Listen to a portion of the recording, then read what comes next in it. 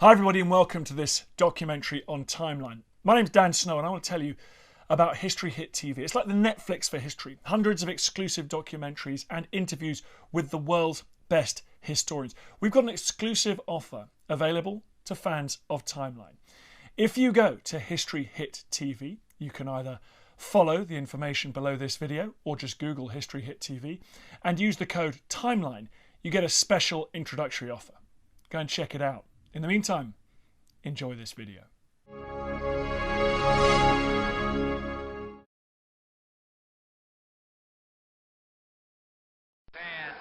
9, 8, 7, 6, 5, 4, 3, 2, 1, fire. Ignition. Liftoff. Aries 1X. Testing concepts. Small step for man. One giant leap for mankind. Jimmy Doolittle, most considered the greatest flyer that ever lived. He set more flying records, he held more flying achievements, and he was awarded more medals than any flyer in history. Jimmy is best remembered, and sometimes only remembered, for leading an impossible raid on Japan, a raid that many feel was a suicide raid, soon after they bombed Pearl Harbor on December 7, 1941. Pearl Harbor was then, and is now, one of the darkest days in American history.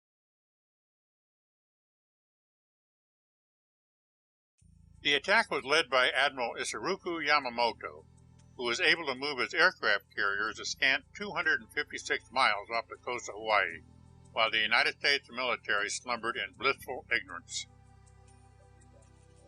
The attack was sudden and deadly, and the losses were staggering.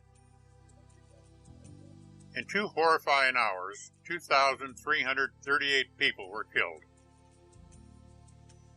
Over 1,000 alone by just one bomb when it breached the deck of the USS Arizona or the ammo magazine. An additional 1,144 men were wounded. Over half the Navy's ships destroyed or damaged. 188 airplanes were reduced to cinders before they even had a chance to get off the ground. America was in a state of shock, and in the months to come there were more demoralizing defeats at the hands of the Japanese military. Soon, that shock turned to anger. When are we going to strike back? People were asking.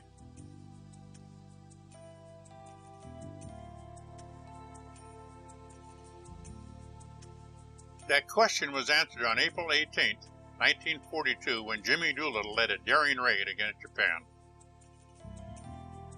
It was America's first victory of World War II. It was also a message to the rest of the world that America was not just a frightened country on the other side of the ocean, but a force to be reckoned with.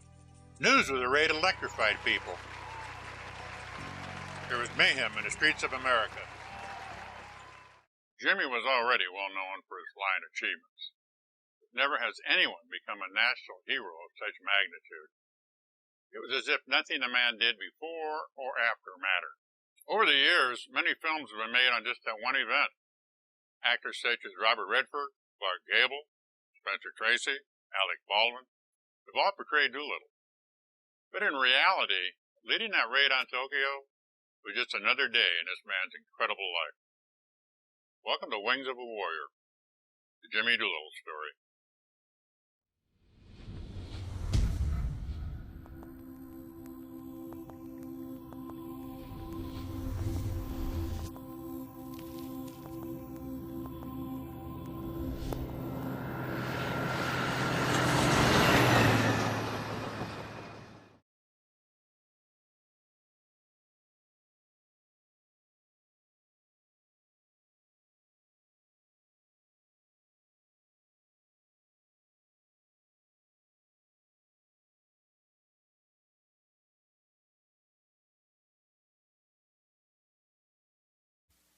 Although Doolittle would earn his doctorate at MIT, his formal education started right here, a one-room schoolhouse in Nome, Alaska.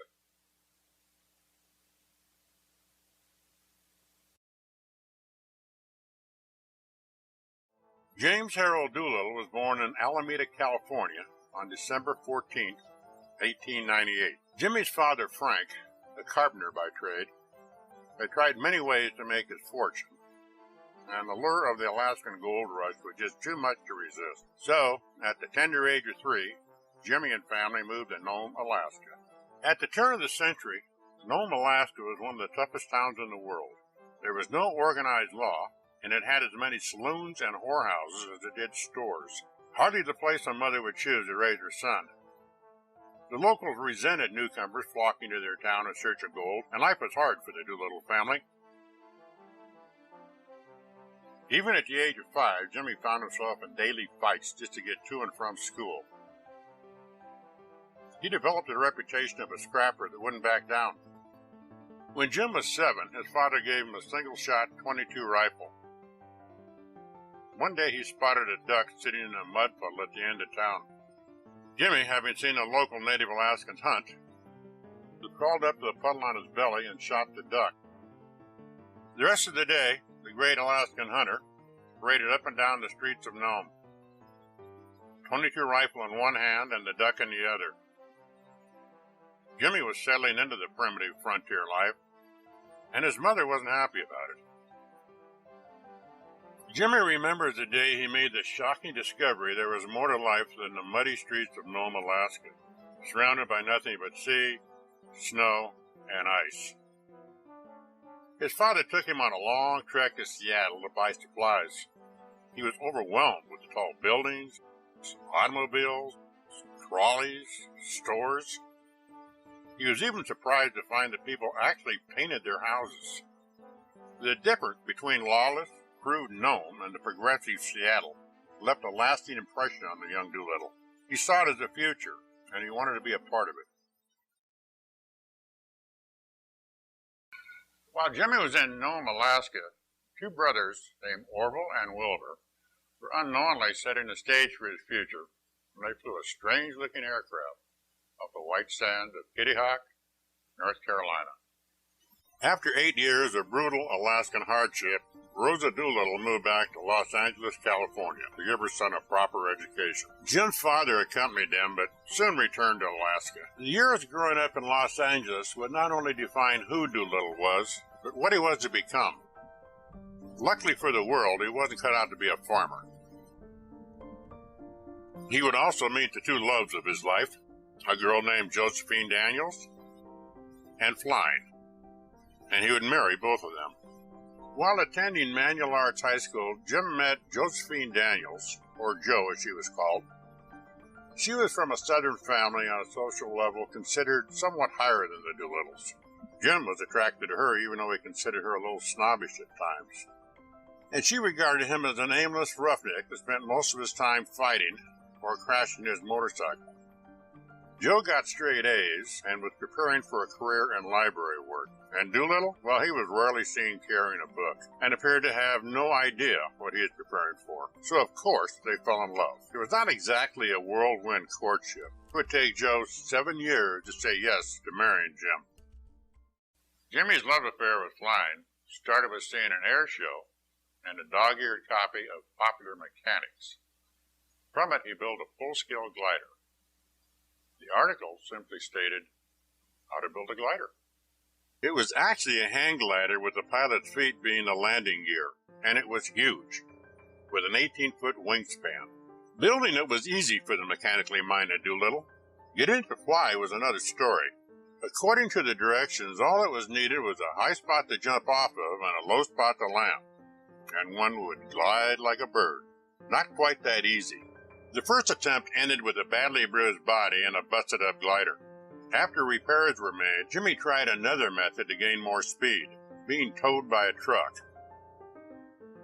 So here we have Jimmy Doolittle racing madly behind this truck until the truck speed exceeds his speed, then being yanked off his feet and dragged along with his glider into a pile of rubble. Not quite the start you'd expect from someone who would go on to become the world's greatest flyer. But Jimmy was determined. He decided the way to get more speed was to install a motorcycle engine on the glider. But a storm destroyed the new glider the night before he tested it. Jimmy took that as an omen and decided to put his flying career on hold for a while. Years later, he learned if he had tested a new glider, it probably would have killed him. There was no money to spare in the Doolittle household, so Jimmy earned the money to build a glider by boxing in the gin mills of Los Angeles. He didn't want his mother to know how he was earning the money, so he fought under an assumed name. If he won the fight, he received a gold watch, which he sold back to the promoter for $5. After graduating from Manual Arts High School in Los Angeles, Doolittle spent a year at junior college, then went on to the University of California, where he studied mining engineering. While at Cal, Jim became an outstanding gymnast. He also put his early fighting skills to work and tried out for Cal's boxing team. He weighed 130 pounds and was told the lightweight and welterweight spots on the team were filled, but they needed a middleweight. That's 160 pounds. That was just fine with Doolittle. He had already proved if he could hit someone, he could knock them out, no matter how big they were. He not only made the team as a middleweight, but went on to become the conference champion. As a mining engineering student at the University of California, he landed a summer job at the legendary Virginia City silver mines. He wanted to learn about mining they didn't teach in books. The famous Comstock lode, the largest silver strike in American history. It also played a big part in Nevada becoming the 36th state of the Union. For decades, it drew miners from all over the country looking to make their fortune. To Jim, it was like Nome, Alaska all over again. Most miners had long given up on striking it rich and were working for hard wages for the mining companies. They resented newcomers, especially college kids. But they would soon learn that Jim Doolittle was not your typical college kid. One day he waded through scalding hot water to restart a pump to keep the mine from flooding. On another occasion, he was working at the 2,300-foot level when startled by the screams of miners and a runaway ore basket rocketing down a shaft, crashing 200 feet below. Its cable had snapped. Jimmy volunteered to be lowered into the airless shaft to retrieve the bodies of the dead men. Halfway down, his hat candle flickered out. He was running out of air. Other miners directed a fire hose down the shaft to try and get more oxygen to the gasping Doolittle. Finally, a new cable was attached, and Jimmy and the dead miners were pulled out. The college kid had become a rock-hard miner. In 1917, America joined the First World War. War to end all wars. So Doolittle did what most men were doing. He joined the Army. Or to be more exact, he joined the Army Reserve Signal Corps Aviation Section. Years later, it would be the Air Force. While patriotism was at a fever pitch across the land, most didn't really know what they were fighting for or against.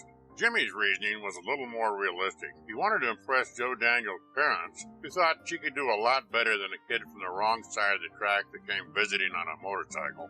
And of course, he wanted to be where the action was. Despite what the parents thought, Jimmy and Joe were married Christmas Eve, 1917.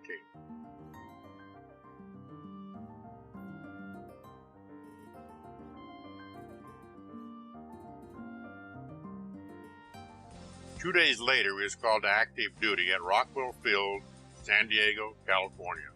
By today's standards, the plane Doolittle learned to fly in, the Thomas Morse JN-4, or Jenny, as it was affectionately called, wasn't much to look at, but to Jim, it was the most beautiful thing he'd ever seen.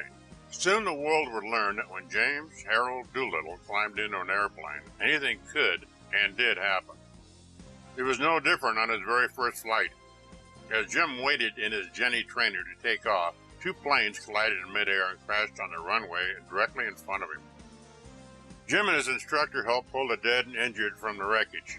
The experience was enough to bring most young cadets to their knees. When the instructor asked if he was okay to continue with the lesson, Jim simply replied, "Of course." Cold? You bet. But Jimmy was the original Iceman. And it was his Iceman's approach to flying that would keep him and many others alive in the years to come. After he finished his flight training, he came face to face with the realization that the Army was producing more pilots than airplanes. So he was transferred to Camp Dick, where they had no airplanes. Why? To paint barracks, of course.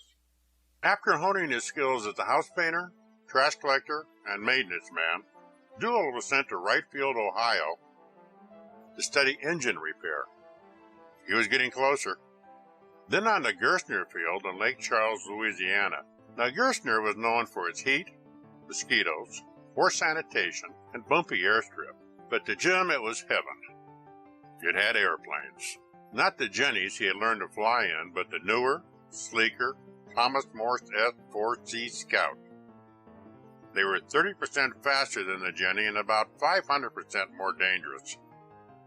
At the end of the day, when most pilots were enjoying a beer at the Officers Club, Jimmy would still be flying, making the plane do things he was told it wasn't designed for. But Doolittle's little chunk of heaven was abruptly brought to an end when a hurricane destroyed the field and most of the planes on it.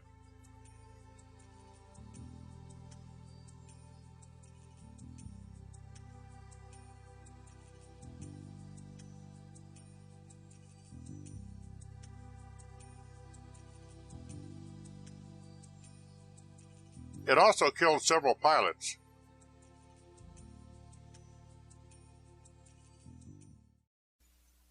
It's ironic that at about the same time, another pilot named James Doolittle was killed in Buffalo, New York. So an overzealous reporter, in keeping with getting a news story at all costs, called Joe Doolittle to get her reaction on Jimmy's death. Nice. She spent an agonizing 10 hours thinking her husband was dead. The storm that destroyed Gerstner Field also destroyed Jimmy's hopes of seeing action overseas. The war was ending. He was sent to Rockwell Field as an instructor. The commander at Rockwell Field was Colonel Harvey Burwell. He believed in doing everything by the book. Jimmy believed rules were meant to be bent.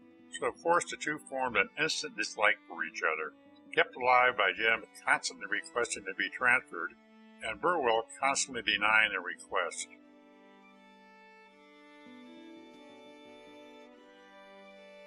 One time the filmmaker, Cecil B. DeMille, came to Rockwell Field to film planes taking off and landing. When Burwell reviewed the footage, he was shocked to see Jimmy casually sitting on a plane coming in for a landing. Jim is also one of the first to fool around with wing walking. On another occasion, Jimmy actually flew his plane through an open hangar to help a ground crew sweep it out. But Jim wasn't always a prankster. One time he went to Colonel Burwell with a plan to lead a flight from Rockwell Field to Washington, D.C. to deliver a message to the brass. The effect would not only join a major air base with the U.S. Capitol, but to show the reliability of the airplane. To Burwell's surprise, Doolittle had finally come up with a good idea. To Jim's surprise, his plan was approved. The little three-plane Armada started out in high spirits, and things went well until the end of the first day. The airfield they expected to find in Needles, California, had long ago dried up, and one of the planes was lost when it hit a pile of rocks while landing in the desert. The next day, things got worse. After putting the pilot on train back to Rockwell Field, Jimmy and the other pilot found a nice paved road to take off from. Jim got off okay, but the other pilot's wingtip caught a foam pole and spun him into the ground, destroying the plane. They didn't have radios in planes in those days, so Jim had to find a general store with a phone in it and call Harvey Burwell with the bad news. Burwell told him to get back to Rockwell Field while they still had an airplane left and before he hurt himself. But the misadventures still weren't over. On the way back, Jim ran into dense fog and was forced to land in a newly plowed field. A wheel caught a soft spot and the plane flipped on its back. He was unhurt, but he was covered in oil and his uniform was torn up. The plane was undamaged, and the following day he managed to make it back to Rockwell. He was ordered to report to Colonel Burwell as soon as he landed. Jimmy stood at attention in front of the colonel's desk in his oil-soaked, tattered uniform being bawled out for just about everything. He finally saluted crisply, turned on his heels, and left the room. Jim forgot the seat of his pants had been ripped open in the accident, exposing his bare backside to Burwell. Of course, Burwell took this as a silent statement as to what Doolittle thought of him, and no amount of explaining ever changed his mind. Up until then, Lieutenant James Doolittle had destroyed 3 planes at a cost of $30,000. A few weeks later, Jimmy wiped out his 4th plane trying to catch a goose. The goose won. One of the training techniques Jim used to practice whenever the situation arose was to chase geese. For the most part, they would fly straight and about the same speed as the Jenny. Staying close to one was a challenge, also highly against the rules. Jim had a theory about the rules. This particular goose, after gaining Doolittle's full attention and tired of his antics, flew him into an abrupt blind canyon with a sheer cliff. Jim managed to get most of the plane over the rim, except for the tail section. His artful crash landing kept him and his flying partner alive, but the plane was a total wipeout. This antic cost Jim more grounded time. In fact, during the 5 months he was at Rockwell Field under the watchful eye of Harvey Burwell, he was grounded a total of 1.5 months and restricted to base a total of 3 months. Years later, Jimmy would explain some of his antics at Rockwell Field by saying, "I had a lot of blood running through my veins at the time." He had a reputation as a hell-raising maverick, and he was. But he also took his job very seriously, and he was one of the best instructors in the service, and it wasn't always fun. One day, Jimmy was taking off in his plane, and his student was in the other plane, and the rules of flight at the time, for obvious reasons, is that the plane on the left would lift off to the left, and the plane on the right would lift off to the right. For some unexplained reason, the student veered in front of Jimmy, and his prop cut off the student's tail section. The student dived in, crashing, killing him. In another training flight, Jim was with a student pilot when the plane suddenly jumped and there was a crashing sound. The prop started shuddering so violently it threatened to tear the motor out of the plane. Doolittle shut the engine off, checking to see what had happened. Looking down, he saw a Scout in flames, spouring earthward. Evidently, the pilot had approached Jim's plane from below, being blocked out by the blind spot created by his wings. The collision tore away Jimmy's landing gear and badly damaged the lower wing. Doolittle was left with an aircraft with no motor and a lower wing threatening to tear off at any moment. The only certainty was he was going down, fast. He had some glide left in the plane that presented 3 options. He could wrap a wing around the tree to help soften the impact of the crash. He could side-slip it in and let the fuselage absorb the impact, or he could try and find a flat spot and attempt a belly landing. He chose to slide the plane in on its belly, landed safely. Doolittle finally got out of the doghouse with Burwell when a group of English government officials visited Rockwell Field. Unknown to Colonel Burwell, Doolittle and some buddies had been practicing close formation stunt flying. This was unheard of in 1917. Unlike the sleek, dependable planes of the day, the early biplanes were a menace to the best of pilots. Close formation flying was considered suicidal. Jimmy and his men put on an unannounced show for the surprised Colonel Burwell and the English officials. Afterwards, they congratulated Burwell on his fine training methods. War ended shortly afterwards, and Colonel Burwell was replaced by a man named H. Arnold. Years later, he would become famous as Hap Arnold, Supreme Commander of the Air Force during World War II. In 1918, most people still considered the airplane a toy. Unfortunately, the United States government agreed with them. And why not? Look at it. Looks like a haystack with a bad hair day. But what most people didn't understand is the same physics of lift, drag, etc. that would keep something like this in the air, and a few short years later would keep something like this in the air. Now, that short time span seems mind-boggling. Consider this. Hap Arnold, the Supreme Commander of the Air Force during World War II, was actually taught to fly by the Wright brothers. After the war, the Air Service struggled to keep from being disbanded, which was mind-boggling considering most countries in the world quickly set about making huge advancements in the airplane. Even newly defeated Germany was experimenting with commercial air travel. But America was still a young, short-sighted country more interested in developing wealth than the airplane. But a few far-sighted leaders were able to find work for the Air Service. One was patrolling a forest, looking for forest fires, and another was patrolling the border between the United States and Mexico, looking for Mexicans. There had been reports of raids on ranches along the Texas border, and there had been cases of smuggling, so the Border Patrol was formed, and Doolittle found himself in a wide spot in the Texas desert called Eagle Pass. There was no real base there, so the men lived out of tents. The patrol planes used were the DH-4s, nicknamed the Flying Coffins. because problems with the fuel systems had turned them into just that on occasions. The border was patrolled from Brownville, Texas, along the Rio Grande River to El Paso and on to San Diego.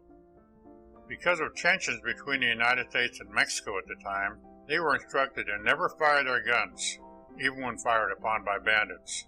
The duty was boring, and for the most part, a waste of time. But it was not without its moments. Once in a while, Jim's guns would accidentally fire, and accidentally hit a deer. And the venison just happened to be a welcome change from the mess hall food. While they had been instructed not to shoot back at bandits, that didn't mean they couldn't fight back. On more than one occasion, when fired upon, Jim would round up a nearby herd of cattle with his plane and stampede them through the screaming bandits. Jack Allard, a lifelong friend of Jim's, related a story about the perils of flying with the mischievous Doolittle. He had reached the end of a run, and he dipped his wing to bank left. The plane didn't respond. Again he tried. Again nothing. He looked out to his right, and there was Jimmy grinning back at him. Doolittle had placed his wingtip over Allard's wingtip to keep him from banking. Probably a maneuver they frowned upon in flight school. In 1920, Jimmy took part in General Billy Mitchell's amazing demonstration of sinking a battleship from the air. For years, the outspoken Mitchell had been telling anyone that would listen that the airplane was the future of the military.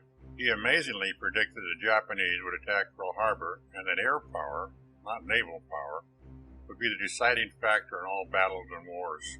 Japan proved that at Pearl Harbor, and the U.S. proved it soon afterwards at the Battle of Midway. Since the Navy had been the backbone of the military for 200 years, this caused quite a bit of backlash. And when Mitchell boasted an airplane could sink a battleship from the air, the press jumped in the middle of it until a demonstration was arranged.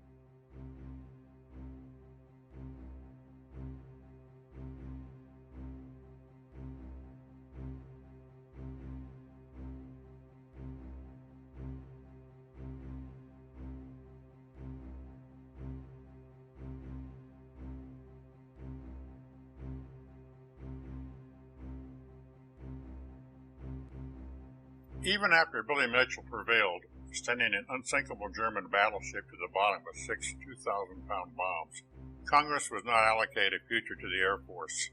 Back then, as is true today, politics played a bigger part in the decision-making than common sense. Mitchell continued his boisterous criticism of not only the government, but the military, until in 1925 he talked his way into a court-martial. Working with Billy Mitchell inspired Doolittle. Even though the act of sinking a battleship appeared to accomplish little at the time, the fact that it had been done couldn't be ignored, not by the Navy or not by the Congress. And Doolittle also reasoned that if a plane could carry 4,000 pounds of bombs, why not 4,000 pounds of cargo, or 4,000 pounds of passengers? The one event that catapulted Jimmy Doolittle into national prominence got off to a not-so-prominent start. In 1922, he planned to make a transcontinental flight from Florida to California, stopping only once in Texas to refuel. He used the beaches at Pablo Beach, Florida, as his starting point.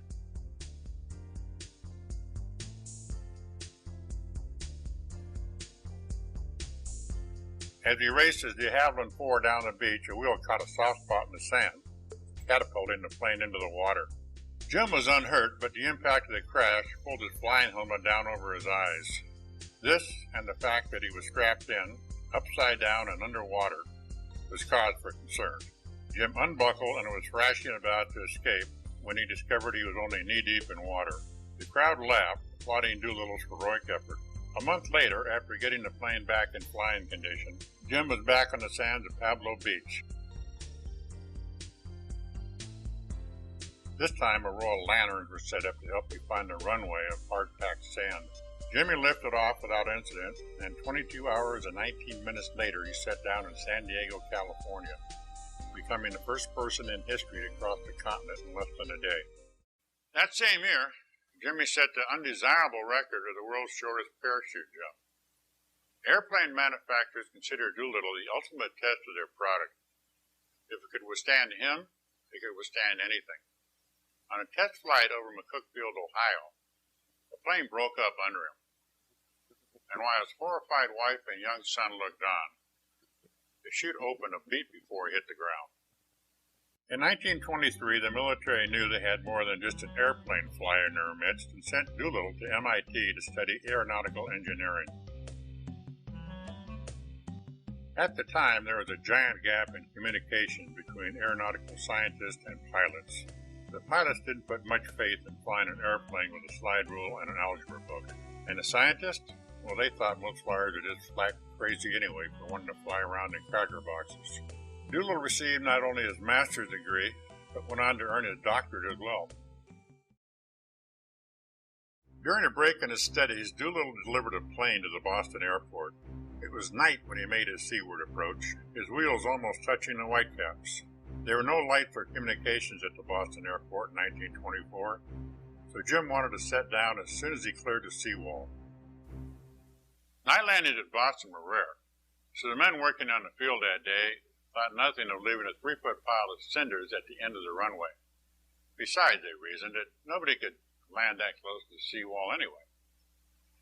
Jimmy came in and cleared the seawall with inches to spare and instantly felt his plane being torn apart.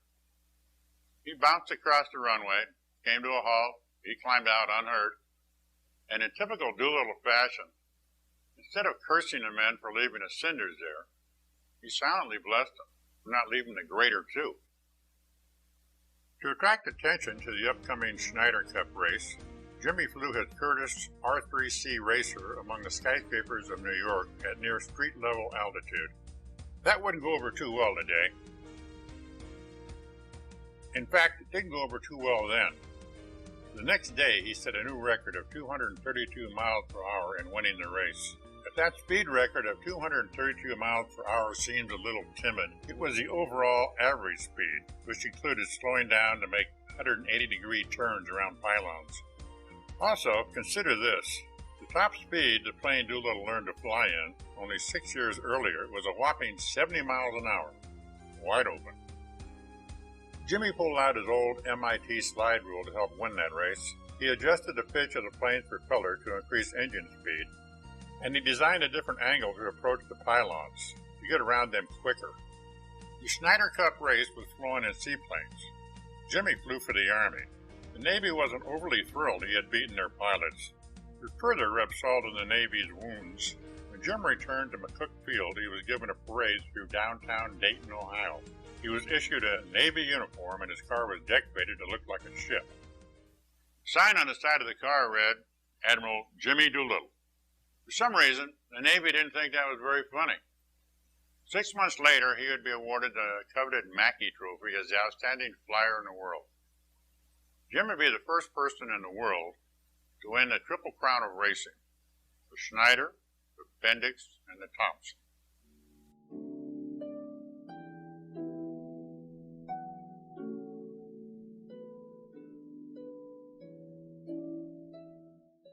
In 1926, Jim again made aviation history.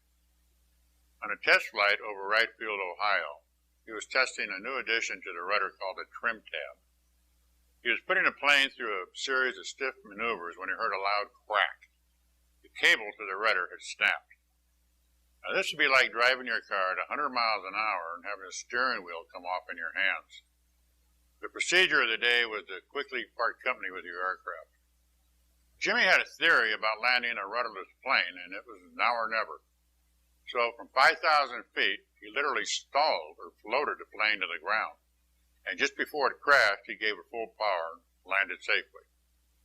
The famous flyer, Charles Lindbergh, later told the press, Jimmy is the only pilot in the world that could have pulled that off. That same year, the Curtiss Aircraft Company had a shot at selling planes to the Chilean military. So they went to the United States Army on bended knee, begged, and got Doolittle to demonstrate the plane for them. Jimmy was given a leave of absence without pay, which was more than fine with him, since the Curtiss people paid a lot more than the Army. The plane to be demonstrated was their new pursuit plane, the P-1 Hawk fighter. Germany, Italy, and England were also there trying to sell their planes. A few days before the demonstration, a cocktail party was held, and the local drinks were a big hit. You know the kind. They taste so good they can't possibly have that much alcohol.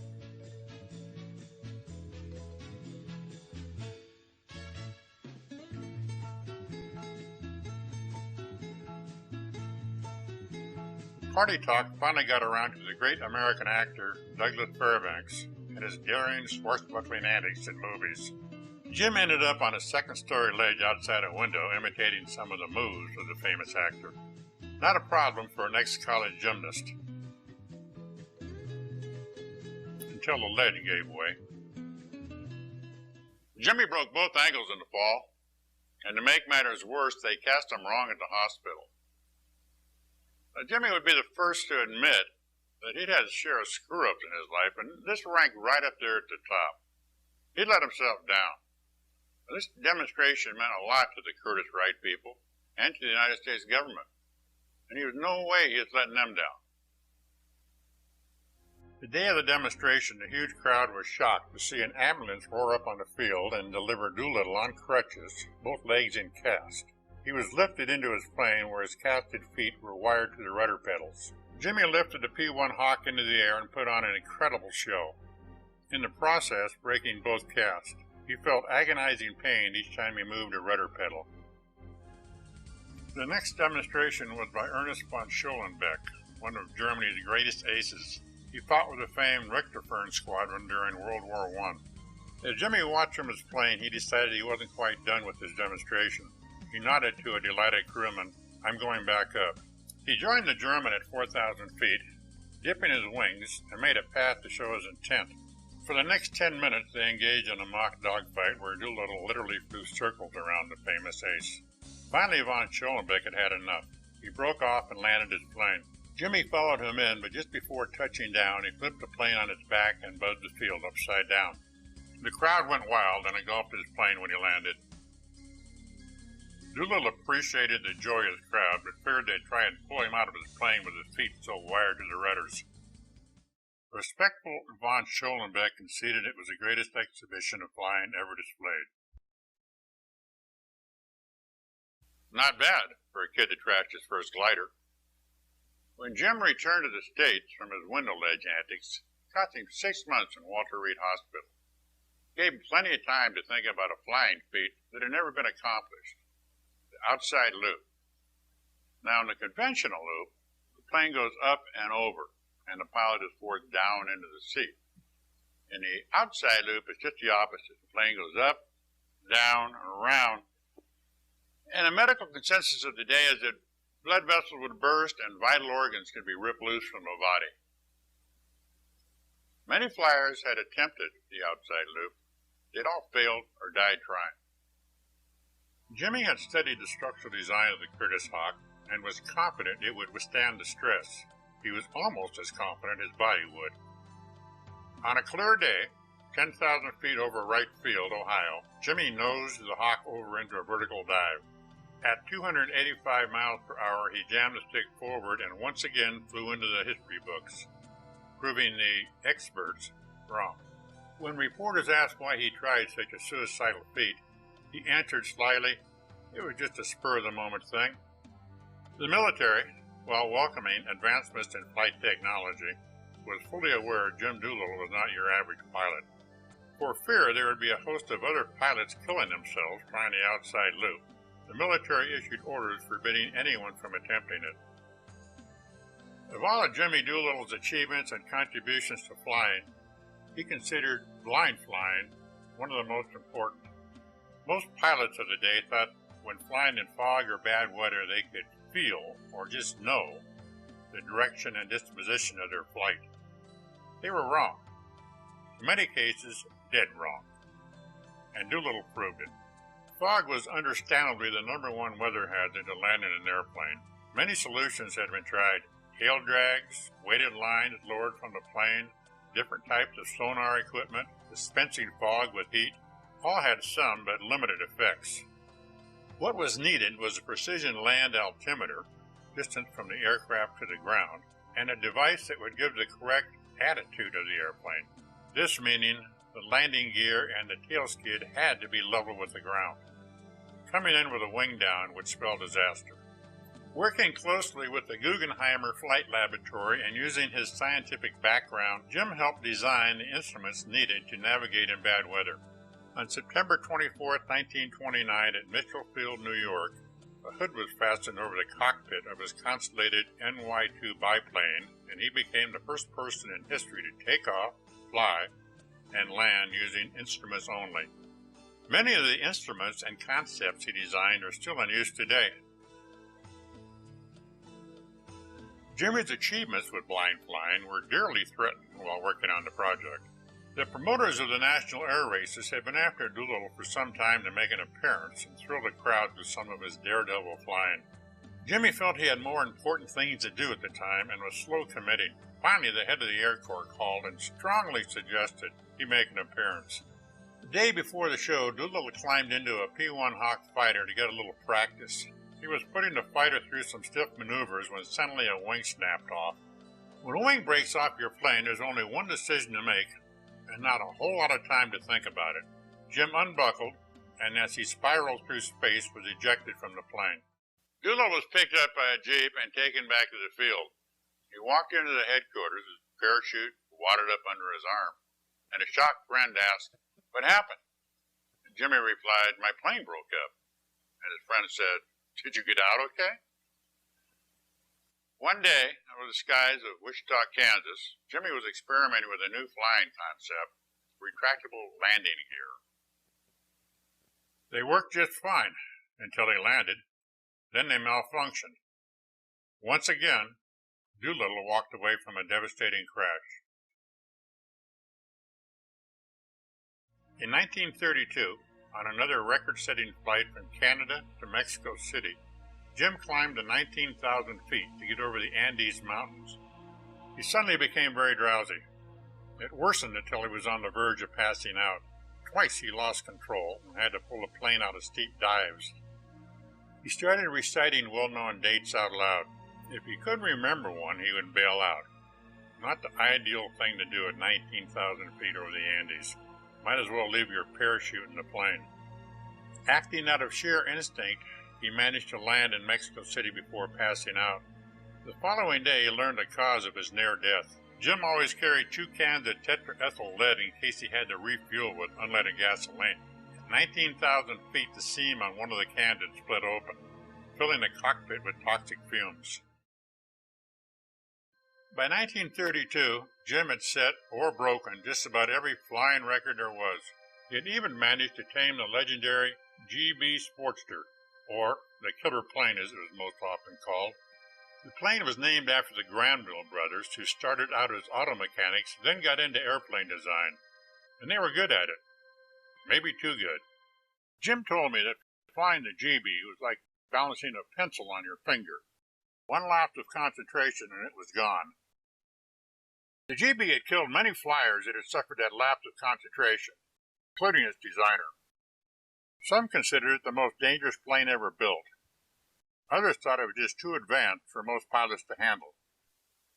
Doolittle won the Bendix speed race in a record 252 miles per hour, even lapping the competition. After setting the record, Jim simply said, "It flew like a bullet," a perfect description of a 1,400 horsepower engine designed to resemble an airplane. Jimmy abruptly quit racing after that.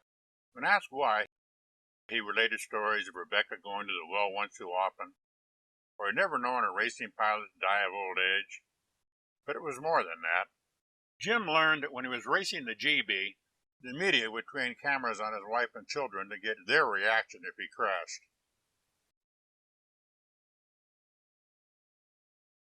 In all of Jim Doolittle's spills, thrills, and brushes with disaster, he considered the luckiest day of his life the day he met his wife, Jo.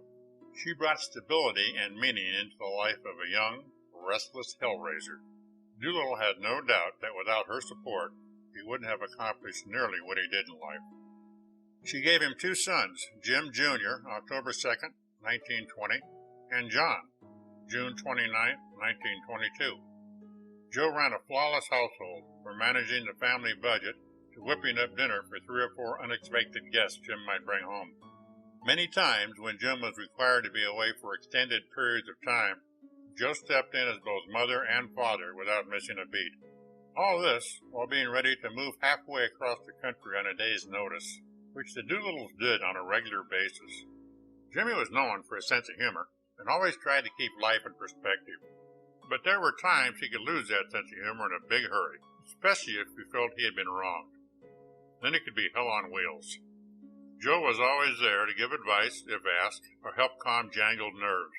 She was the catalyst of the Doolittle family, and Jimmy wasn't going to let his family's last memory of him be an airplane exploding into a ball of fire.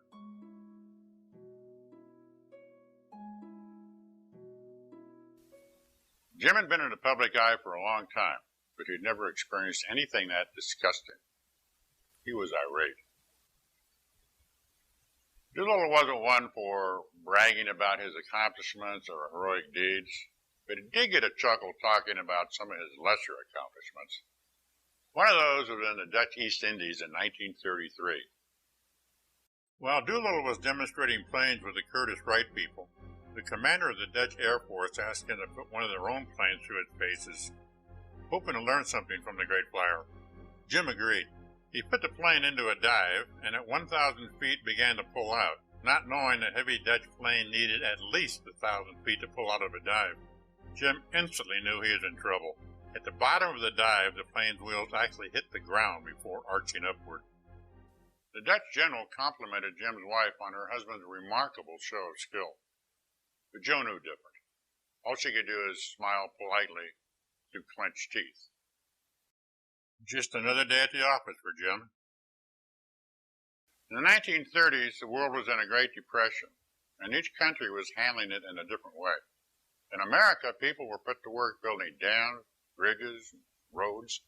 In Japan, people were put to work building up the military and trying to unite the nations of East Asia, by force if necessary. In Germany, a guy named Adolf Hitler was giving speeches about German pride and dignity. At the request of the government, Doolittle toured many countries in Europe and Asia. He was shocked, not only the buildup in the armies, but the superiority of their aircraft. Based on what he saw, Jim was convinced war was on the horizon, and when it came, he was just as convinced it would be won in the air. The United States Air Force lagged way behind the progress of other countries. Jimmy was very vocal about the need to build up a proper Air Force. Luckily, President Roosevelt agreed with him. Jim took a leave from the military and worked closely with Shell's Oil Aviation Division. He convinced them to perfect 100-octane gasoline, which was quite a gamble on both their parts. There were those who questioned the need for octane that high and the wisdom of producing it. The first gallon of 100-octane gasoline cost Shell $1 million, and some referred to it as Doolittle's $1 million blunder. During the war, it greatly increased not only the speed, but the range of Allied aircraft. England credited their victory in the Battle of Britain to having 100-octane fuel, while the Germans still only had 87-octane. In 1940, Hap Arnold sent for Jimmy Doolittle. He wanted him back in uniform. But whatever plans he had for Jim changed drastically on December 7th, 1941, Pearl Harbor. Some historians have given Jim the credit for conceiving a raid on Japan. That isn't true. It was conceived by Captain Francis Lowell, Assistant Chief of Staff for Anti-Submarine Warfare.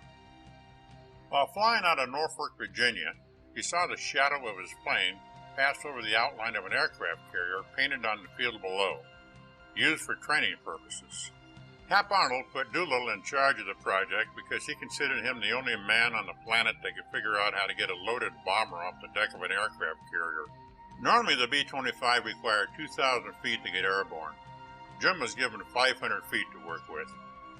Jim chose the untested B-25 for a very elementary reason. It was carrier-friendly, meaning it was the only bomber with a short enough wingspan to clear the command tower. The B-25 had to be completely modified to get the job done. It was going to take off in a short space and fly a long way. Everything from extra gas tanks made of rubber to a new bomb sight so the secret Norton bomb sight wouldn't fall into enemy hands. Broomsticks would eventually replace some of the guns to help lighten the load and hopefully fool enemy fighter planes. And of course the engines had to run better than a Swiss watch, which almost required carburetors that hadn't been invented yet. The mission was top secret, of course. Hap Arnold gave Doolittle a letter giving him top priority over any officer in the Army Air Force. He only had to use it once, when a power-hungry commander, upset over the special treatment they were receiving, wouldn't allow them to leave until Jim signed a mountain of forms about the quality of service received while training at that field. All this while his men waited in their planes to take off. The guy had been a real pain while they were training at that field, causing Doolittle a lot of problems he really didn't need at the time. Jimmy scribbled the word lousy across the top form, climbed into his plane, and took off. He buzzed the field at treetop level, and his crew followed him and did the same thing. Highly against the rules at the time, but it was their way of saying thank you to the ground crewmen for a job well done. The commander commented to one of his aides that Doolittle was heading for a lot of trouble. Little did he know. Originally, Jimmy was only brought in to deal with flying a bomber off an aircraft carrier and training the crews, not leading the mission. One day, Jim went into Hap Arnold's office and presented his case for leading the mission. Arnold flatly said no, explaining Jim couldn't lead every mission he's involved in planning. But Doolittle kept hammering away until Hap finally said it was all right with him if it was okay with Miff Harmon, his chief of staff. As Jim left the office, he smelled a rat, feeling Arnold was just passing the buck. He sprinted down the hall and burst into Harmon's office, blurting out what Arnold had told him. Harmon, not wanting to override his boss's decision, shrugged and said, "Fine, Jim, you can lead the mission." As Jimmy was closing the door, he heard the phone ring, and then Harmon saying, "But Hap, I already gave you my permission." Hap Arnold had underestimated Jimmy's foot speed. Before training ever started, Jimmy told the men that the mission was highly dangerous and the fatality rate could be 100%. That kind of says it all. He also told them that anyone wanted to drop out at any time, any place, anywhere, could, no questions asked. Nobody did. On April 1st, 1942, in Alameda Port, California, 16 of the original 24 bombers were loaded on the aircraft carrier Hornet. The next day, they headed up the coast to San Francisco. Did the Japanese know something was up? Well, sure they did. They had spies just like we did. But never in their wildest dreams did they think that those bombers were going to be flown off the deck of that aircraft carrier. They probably thought they were just being transported somewhere. And they were. They were being transported to Japan.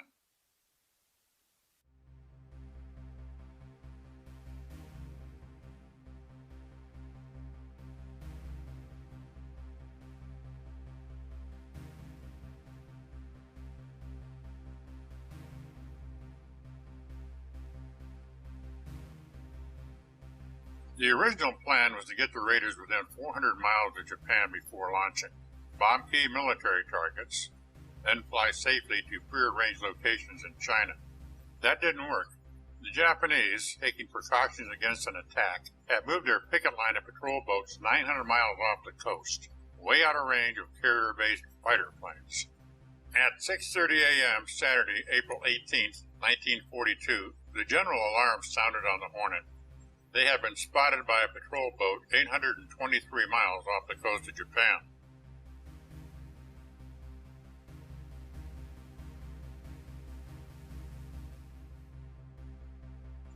Another misconception about the raid is Doolittle made the decision to launch the planes. Not true. The task force was under the command of William Bull Halsey. The force consisted of 2 aircraft carriers, 4 cruisers, 8 destroyers, and 2 tankers. Those were his boats. He commanded them, and everyone on them. His immediate concern was the safety of the task force, and after the beating at Pearl Harbor, he couldn't risk losing ships, especially the carriers. After being spotted by a patrol boat, he needed the B-25s off the deck of the Hornet to make room for his fighter planes that were stored below. They were either going to be flown off or pushed over the side. At that distance from the Japanese coast, the chances of the raiders making it to China were slim. It was a difficult decision for Admiral Halsey. At 6:32 a.m., the order came. Launch. The aircraft carrier Hornet was pitching badly in a rough sea, and the winds were blowing at gale-force proportions. Many of the crew doubted a B-25 could be flown off that undulating deck in 40-knot winds. Doolittle was the first to go.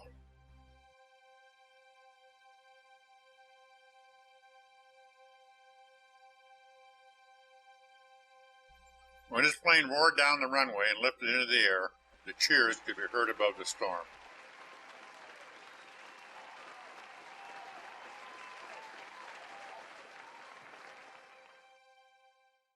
Jim would later describe his flight over Tokyo as routine. At the coast, he was met by 5 Japanese fighter planes, but lost them with some amazing evasive flying to the hill of Japan.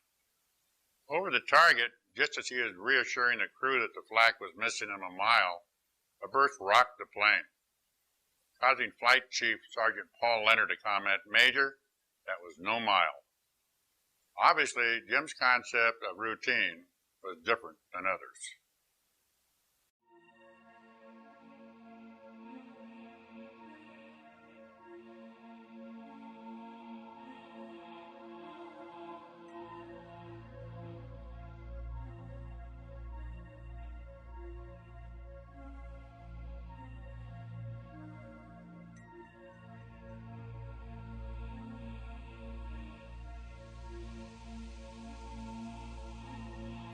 With the help of a tailwind, the planes did make it to the China coast. One plane flew to Russia from Japan due to mechanical problems. Because of bad weather, and with the planes sputtering on their last gallon of gasoline, they were left with the choice of either bailing out or trying to crash land into the ocean. Doolittle let each plane crew make their own decision. After 13 hours in the air and traveling 2,250 miles, Jim made the decision to abandon ship somewhere over the China coast. He hoped. After the crew had jumped, he put the ship on automatic pilot, shut off both gas cocks, double-checked to make sure all the crew was gone, adjusted his chute, and in his words, left the airplane. As Jimmy descended through the dark rain, he thought about the once shattered ankles and hoped for a landing that wouldn't damage them. He more than got his wish. He suddenly landed in a rice paddy, setting neck deep in night soil, a nicer name for human excrement. Later that night, seeking shelter from the chilling cold, Jimmy climbed into a large crate he came across suspended on 2 sawhorses. It turned out to be a coffin, occupied by an elderly man. Spending the night with a dead man was not a problem for Jim. Trying to stay warm in the cold weather was. He survived the night only to spend a nerve-wracking day with suspicious Chinese soldiers who suspected him of being a spy.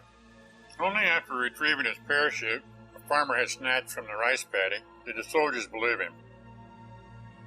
After a frantic week locating his scattered crew, Jim was taken to Chongqing, where he met with General Isamo and Madame Chiang Kai-shek.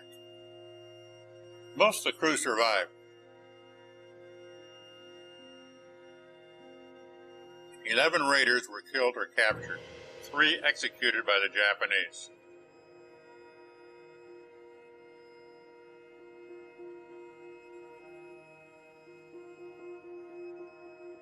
All the planes were lost. Jim felt he had failed. His first message to Hap Arnold simply said, "Mission accomplished, bad weather over China, fear all planes lost." But he had no idea of the worldwide impact of the raid, or what it did for the morale of American people who were literally celebrating in the streets. And Jim had no idea he would return to a hero's welcome and be given his country's highest award, the Congressional Medal of Honor.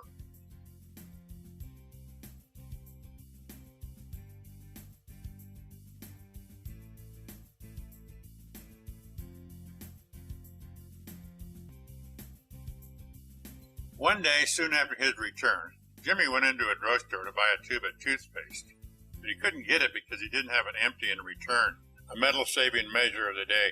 He tried to buy several other items, but was denied because of a shortage. Finally, the clerk repeated a popular phrase of the time, "Don't you know there's a war on?" Jimmy just smiled and said, "Sorry, I've been away." Like any other world-changing event, there are those who serve just as bravely, but sometimes go unnoticed. There was seaman Robert Wall, who lost his arm when wind surge pushed him into the prop of B-25 number 16 as it was preparing to launch. The search plane on the Hornet crashed at sea, claiming the lives of pilot G.D. Randall and radio operator T.A. Gallagher. Then there were the Chinese people, a young man named Tung Shen Lu, who risked his life by hiding raiders from Japanese soldiers. He would be made an honorary raider and in 1947 moved to the United States, where he became an aeronautical engineer. He retired in Monterey Park, California, and passed away at the age of 92. But there were others who weren't quite so fortunate.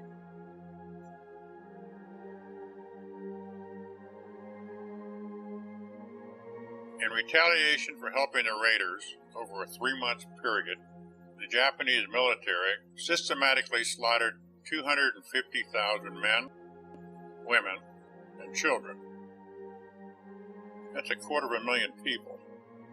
To what military end has never been disclosed. When Eisenhower asked Hap Arnold to recommend someone to organize and lead the 12th Air Force during the invasion of North Africa, Arnold said Jim Doolittle. Ike met with Jim, but then wired Arnold, Doolittle not acceptable. He still considered him too much of a hotshot pilot and not enough of an organization man. But Hap was persistent and finally won out. Jimmy chose Hoyt Vandenberg as his chief of staff, and General George Patton was in charge of the ground forces. As a general, Jim led over 20 missions, always over heavy flak areas. This at a time when most leaders were commanding well out of harm's way. Every time he led a mission, morale skyrocketed and losses went down. One night in England, Jimmy and famed flying ace Eddie Rickenbacker were watching from a hillside apartment as the Germans bombed London. A large piece of flak landed on the deck near them, and Rickenbacker commented, "The guy could get killed out here, Jim." Just then a bomb exploded in the street in front of him, blowing him back through the glass doors of the apartment. Jim was bruised and battered, but his sense of humor was still intact. As he lay on the floor, he managed to grin and said, "You know, Eddie, I think this is where we should have been in the first place."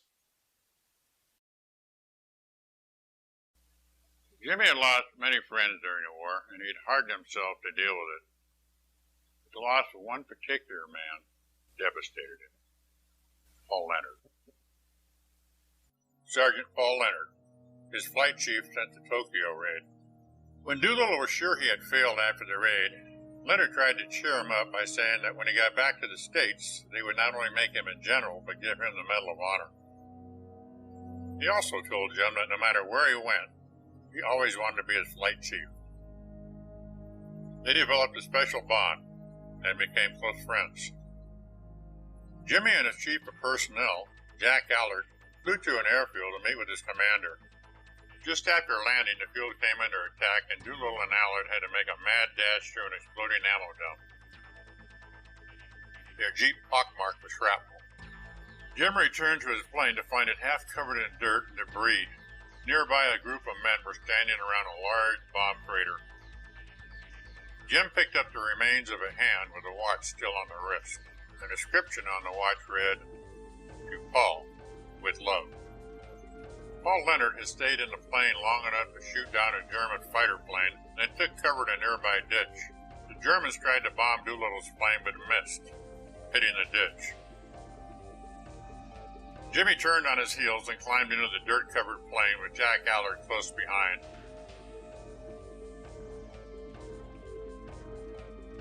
After blowing the dirt off with the prop wash, he roared down the runway. It was not the right thing to do, nor the smart thing to do. The plane should have been checked out first, but Paul Leonard had done the smart thing by taking cover in the ditch. It didn't work out very well. The men on the field watched in stunned silence, most expecting the plane to cartwheel into a ball of flame. Jim nursed it into the air, and then put it through a series of stiff maneuvers. He finally grunted to a petrified, respectful Jack Allard. "Well, I guess the damn thing will still fly." When Jimmy commanded the 15th Air Force, he had the job of bombing Rome. And that's the same Rome that has churches, shrines, and the Vatican. Now, the rules of American warfare is you don't bomb the other guy's religious sites, especially when their religion is the same as yours. The last plane on a bombing mission is called Tail End Charlie. It rarely makes it through without taking a hit because the ground gunners have a chance to adjust. Over Rome, Jimmy flew the Tail End Charlie spot because he wanted to make sure none of the churches were hit. And he wasn't a churchgoer. After a victory in North Africa, Doolittle was given command of the 8th Air Force in Europe. Jimmy's major enemy in England was the weather. 2 out of 3 days were unflyable. On his first airstrike, the weather turned bad soon after it was launched. If the men had to return in that weather, it could mean the loss of half of them. A recall would mean his first 8th Air Force mission was a failure. It would mean the lives of 6,000 flying personnel would have been risked for nothing, and 1.5 million gallons of gasoline wasted. Jim watched and waited, then gave the order. Recall. In 30 minutes, the weather changed and the men returned in clear weather. A week later, the exact same thing happened. The mission was launched, the weather turned bad, Jim ordered a recall, and then the weather turned clear. By now, most of the men in the 8th Air Force thought Jimmy Doolittle had lost it. As did General Spaatz, the overall commander of the 8th Air Force in Europe. He called Jimmy into his office and flat told him, "Looks like you don't have the guts to run a big Air Force." The man didn't mince words. Jimmy explained about the freak changes in the weather, and that missions that returned in bad weather routinely lost half their planes. And he didn't think either mission was worth 3,000 lives. General Spaatz decided to tour Doolittle's air bases before making a decision about replacing him. As they flew from base to base, the weather was beautiful, as were the weather reports. But on the way back, the weather quickly changed, and they found themselves in dense fog, extending all the way to the ground. Jim was forced to make a blind landing. They bounced and skidded to a halt a few feet from a stone wall that would have destroyed the plane and killed the 2 highest-ranking generals in England. The badly shaken General Spaatz told Jimmy he was absolutely right in recalling the missions. Jimmy Doolittle became the first Air Force commander in history to conduct a large-scale attack without a single loss. Over 6,000 men, flying 800 bombers, 500 fighter planes.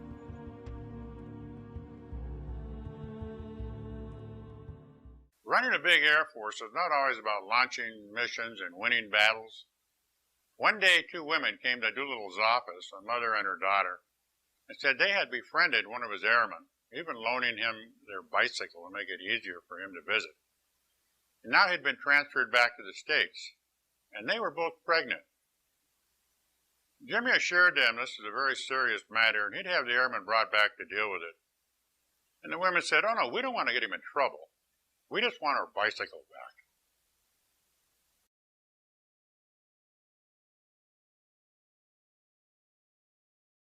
On June 6, 1944, in the rough and choppy seas of the English Channel, Operation Overlord was launched, the code name for the Normandy invasion. 156,000 Allied troops from the United States, Britain, and Canada would storm ashore the beaches of Normandy to spearhead the beginning of the end for the Third Reich. One of the greatest fears over the landing beaches were enemy planes.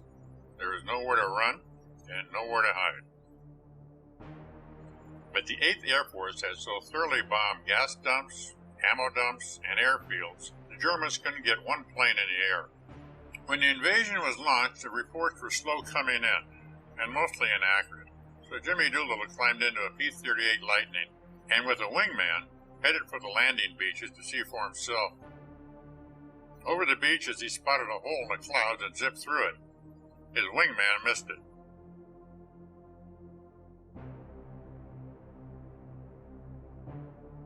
He returned to give General Eisenhower the first eyewitness account of the invasion. Ike was grateful for the account, but horrified at the thought of one of his top generals buzzing the beaches in a fighter plane. He reminded Jim that chances were good he could have been shot down by his own troops. He also reminded him he needed a commander of the 8th Air Force more than he needed a hotshot pilot. If he wanted to return to the ranks of a fighter pilot, he could arrange it. Jim told me the reason he took a P-38 over the beaches is because it was the most recognizable plane in the service. He didn't want to get shot down either. He also told me of seeing landing craft taking direct hits and bodies flying through the air. It was surreal. In the last days of the war, Jimmy put together the biggest mission in history. 3,008 planes in one mission. I mean, when Doolittle first joined the service, there was 55 airplanes in the entire United States. Think about that. The effort literally brought the German war machine to a halt. As in any war, events happened and decisions were made that caused heartache and second-guessing. During D-Day, bombers of the 8th Air Force inadvertently dropped bombs on their own troops, killing 100 and injuring over 500. There were 2,500 bombers involved in the operation, dropping thousands of bombs on mostly smoke-covered targets. The 8th had been trained for high-altitude bombing, not close support of ground troops. But Jimmy took full responsibility for the tragedy because he was the man at the top. It was standard procedure to send bombing crews home after they had flown 25 missions. Jim increased that number to 35 missions. When a green crew came in, it took at least 10 missions before they knew what they were doing and how to stay alive.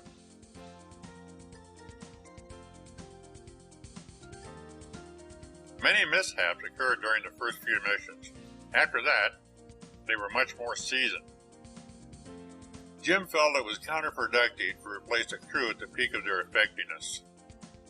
Another decision that earned him the nickname of Killer with bomber commanders and crews was to turn the fighter planes loose to seek and destroy enemy aircraft. Jimmy felt the fighter plane was meant to be an offensive weapon to destroy enemy aircraft when they found them. The longer the Germans had planes in the air, the longer the war would last.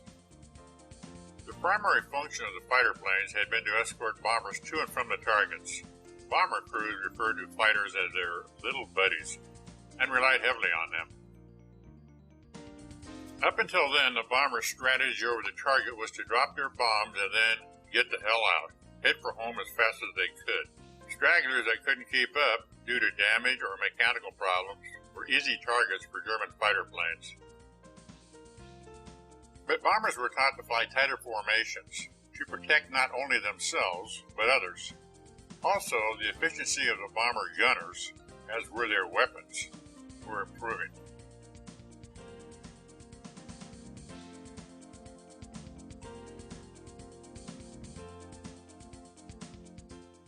While bombers would still have fighter protection, it would be on a limited basis.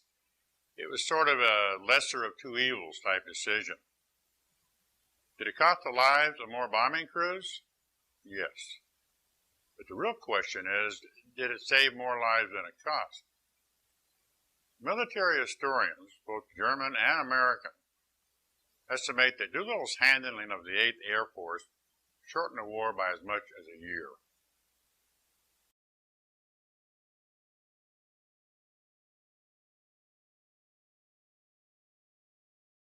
When the war in Europe was over, Jim was sent to Okinawa in the Pacific to join the flamboyant General Douglas MacArthur.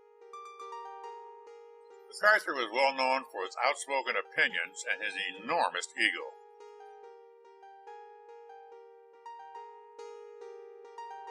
That would eventually end up getting him fired by President Harry Truman.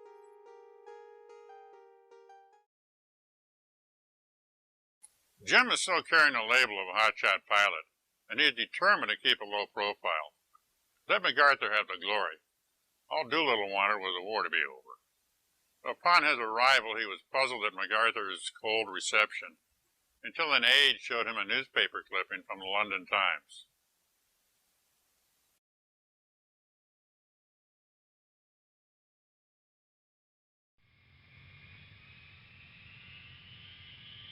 Any long-range plans for Jim Doolittle in the Pacific War came to an abrupt halt on August 6, 1945.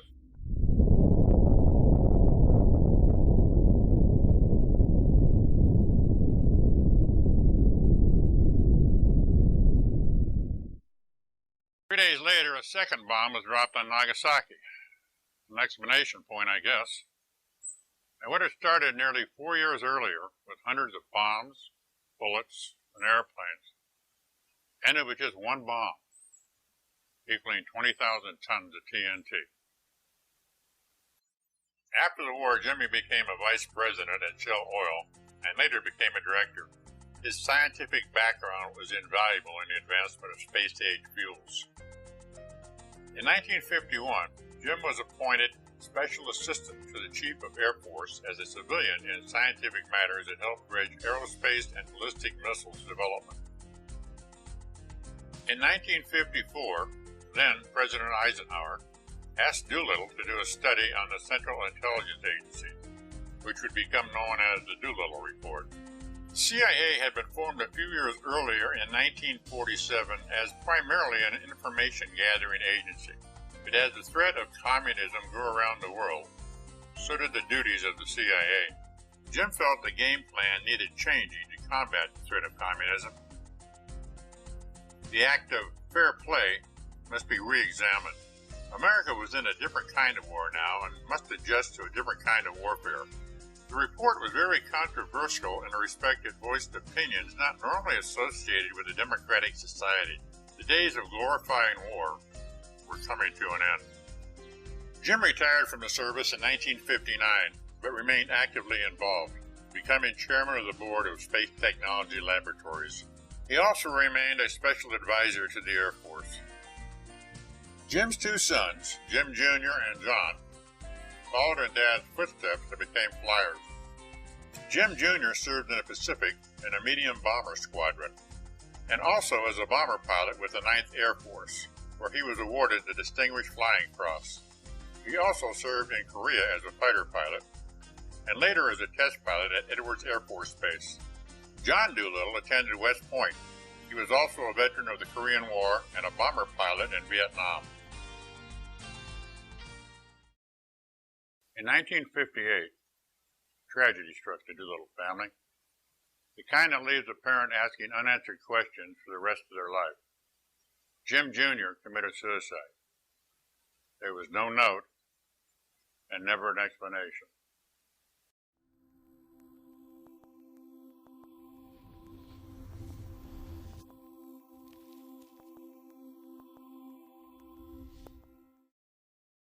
Because of his military record and scientific background, Jimmy became chairman of the Air Force Scientific Board. He had the ability and know-how to bring both sides together. From 1955 to 1965, he was a member of the President's Advisory Board on Foreign Intelligence. He was offered the job of heading up the National Aeronautics and Space Administration, or NASA. He declined that job. That wasn't the only distinction Jim turned down. The city of Los Angeles wanted the name LAX after him, and he declined that offer, saying that most airports were named after deceased people, and he wasn't quite ready to make that sacrifice yet. In 1985, Congress promoted James Harold Doolittle to the rank of full general. That's 4 stars. President Ronald Reagan and Senator Barry Goldwater had the honor of pinning those stars on his shoulders. In North Africa in 1943, it was decided to establish a yearly reunion for the Doolittle Raiders. The first official reunion was held in Miami, Florida, 1945. The citizens of Tucson, Arizona had presented Doolittle with 80 silver goblets in a display case, one for each raider on the mission, which he in turn gave to the Air Force Academy for safekeeping. Each year, the raiders toasted the men who died on the raid and members who passed away during the year. The deceased men's goblets are turned upside down in the display case. Their names had been inscribed on the goblets twice, right side up and upside down, so it can always be read. In 1993, Jim Doolittle's silver goblet was turned over. He passed away September 27th, Pebble Beach, California. He was 96 years old. He was buried at Arlington National Cemetery next to his wife, Jo. Among some of the awards and medals America bestowed on Jimmy Doolittle are the Horatio Alger Award,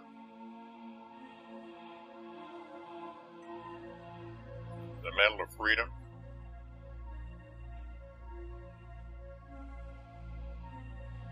two Air Medals,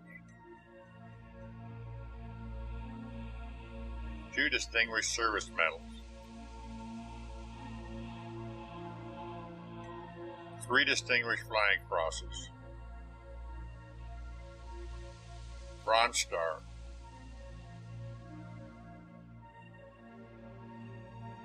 Silver Star,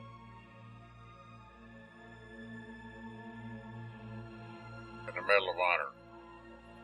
The countries of Great Britain, France, China, Bolivia, Belgium, Poland, Ecuador, all decorated Jimmy Doolittle with their highest awards.